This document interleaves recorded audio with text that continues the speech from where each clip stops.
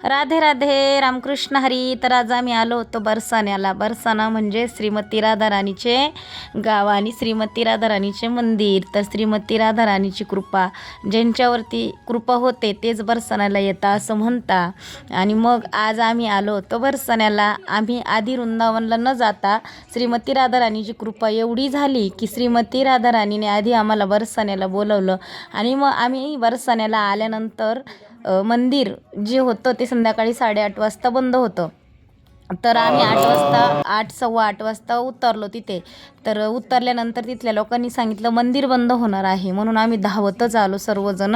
आणि धावत धावत येऊन आम्हाला असं वाटलं आम्ही इतक्या लांब आलो आणि श्रीमती राधाराणी दर्शन देणार नाही, म्हणून इतकं धावत आलो आणि श्रीमती राधाराणीचे दर्शन घेण्यासाठी मंदिरात येऊन बसलो. पण बसल्या बसल्या 5-1 मिनटं मंदिर बंद होतं आणि आम्ही गेलो आणि 5 मिनिटांनी लगेच श्रीमती राधाराणीची आरती चालू झाली. तर श्रीमती राधाराणीचा आशीर्वाद एवढा की आम्ही चाललो होतो वृंदावनला. पण आधी आम्हाला असं वाटलं की वृंदावनला जाण्या अगोदर श्रीमती राधाराणीचे दर्शन घेऊन मग उद्या आपण वृंदावनला जाऊ, म्हणून राधाराणीचे दर्शन घेतले. राधाराणीची आरती त्या ठिकाणी झाली. एवढा आनंद झाला की श्रीमती राधाराणीने ह्यावेळेस पहिल्यांदा डायरेक्ट बरसाण्याला बोलवलं, म्हणजे राधाराणीची कृपा झाली.